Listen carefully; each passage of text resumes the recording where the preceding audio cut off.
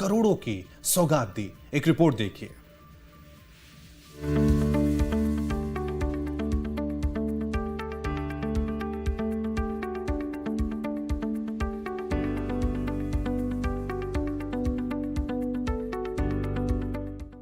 उज्जैन में सिंहस्थ की तैयारियों को लेकर एक कार्यशाला का आयोजन किया गया, जिससे सिंहस्थ 2016 के अनुभव सिंहस्थ 2028 का संकल्प नाम दिया गया।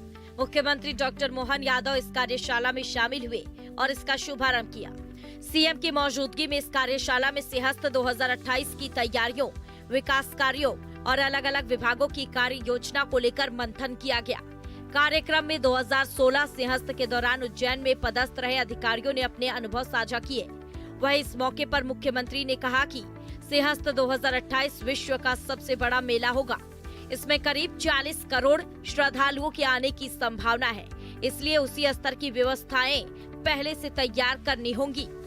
ऐसे मेले की व्यवस्था के लिए जब आबादी तो 8-10 लाख की है, लेकिन जब 30-40 करोड़ लोग आएंगे, उनके प्रबंधन को लेकर के अभी तक के 2004, 16 और भविष्य की दृष्टि से ऐसे सारे अधिकारी जिनको पहले का अनुभव है, उनके अनुभवों का लाभ लेते हुए वर्तमान में जो कार्यशाला आयोजित की जा रही है, एक तरफ में स्थायी प्रकृति के काम भी लगा रहे हैं, दूसरे अनुभवजन्य सारे अधिकारियों को बुला करके की जाने वाली व्यवस्थाओं में उनके उपयोगी सुझाव, उनका मार्गदर्शन, इससे होने वाले लाभ और तमाम प्रकार की चुनौतियां, इस सब पे खुल करके बात करने के लिए आज मैं यहाँ इसकी कार्यशाला का उद्घाटन करने के लिए उज्जैन आया था। मेरी अपनी ओर से बाबा महाकाल की नगरी में होने वाले सिंहस्थ के आयोजन को लेकर के ये प्रत्येक प्रकार की गतिविधि हमारे अपने प्रदेश के लिए गौरव का मौका देती है और ये आयोजन यशस्वी प्रधानमंत्री के नेतृत्व में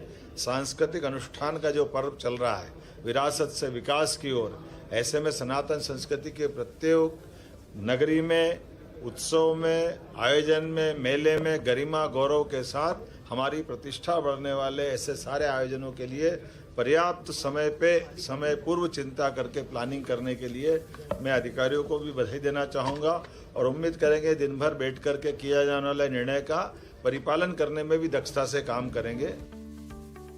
कार्यशाला में अधिकारियों के साथ सिंहस्थ की तैयारियों पर मंथन करने के दौरान सीएम मोहन यादव ने भरोसा दिया कि उनकी सरकार बेहतर तरीके से सिंहस्थ 2028 का आयोजन करेगी, जो भव्य, दिव्य और सुव्यवस्थित होगा।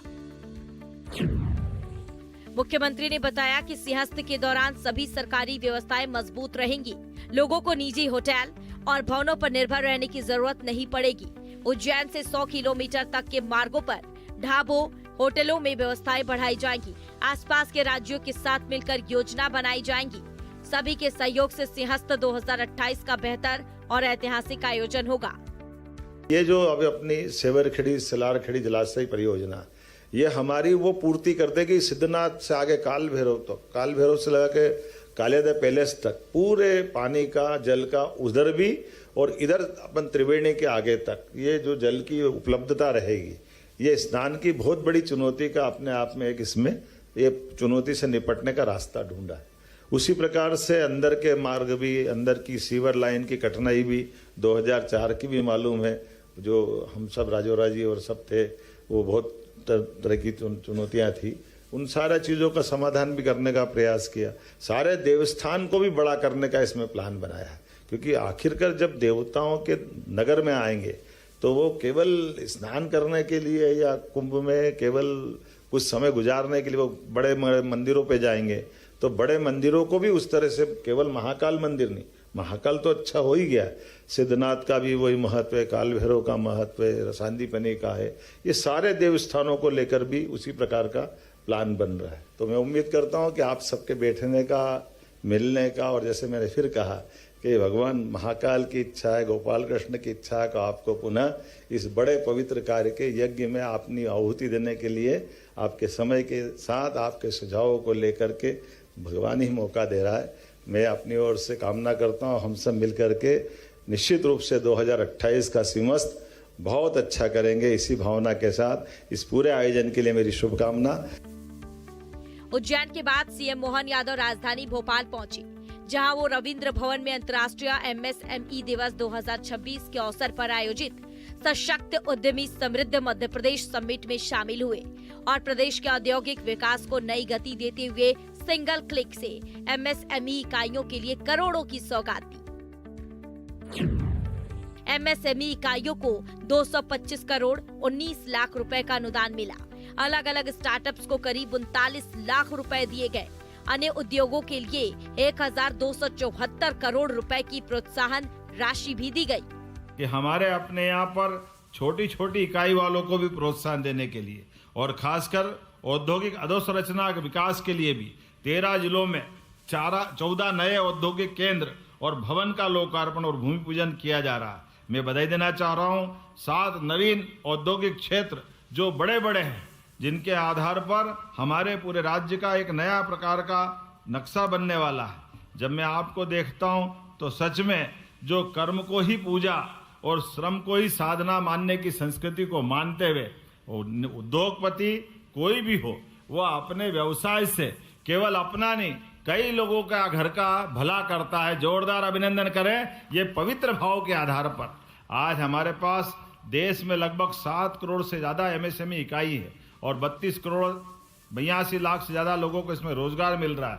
मुझे इस बात की प्रसन्नता है, इसमें 25 लाख से ज्यादा इकाई मध्य प्रदेश में। जोरदार अपने आप का भी अभिनंदन करें। सीएम मोहन यादव ने कार्यक्रम के दौरान ये भी बताया कि उनकी सरकार ने महज 2.5 सालों में छोटे उद्योगों को रोजगार परक बनाने के लिए बेहतरीन काम किया है, जिससे प्रदेश के हर वर्ग के लोगों को फायदा पहुंचा है। सब्सिडी के तौर पर 11,000 करोड़ की राशि जनता को दी गई है। आज हमारे लिए सौभाग्य की बात है, लघु उद्योग भारती के माध्यम से हमारे एमएसएमई विभाग, लघु कुटीर उद्योग, हमारे हेवी इंडस्ट्री मिनिस्ट्री सब मिला करके रोजगार को लेकर जो एक खाका खींचा गया लगभग 2.5 साल के अंदर ही, जो मुझे बताया गया, वाकई आप बताइए 2.5 साल में 11,000 करोड़ के आसपास आपको आपके हक का पैसा दिया गया। जोरदार अभिनंदन करें। देश में ये हमारा पहला राज्य है जो अपने इस कमिटमेंट के बलबूते पर 2 साल, 4 साल, 6 साल जो आपको मिलने वाला देयक था, जो आपकी सब्सिडी की राशि थी, और साथ ही साथ आनंद तो तब आता है, अब 100-200 करोड़ का तो मजा ही नहीं। आज एक एक कार्यक्रम करो तो यहाँ भी 1500 करोड़ दिए, दोनों मिला के। जोरदार अभिनंदन करें दोनों विभाग मिलाकर।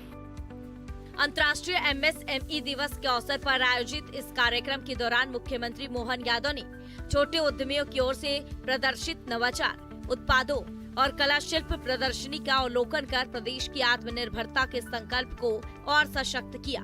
भोपाल से अतुल शर्मा के साथ टीम न्यूज स्टेट।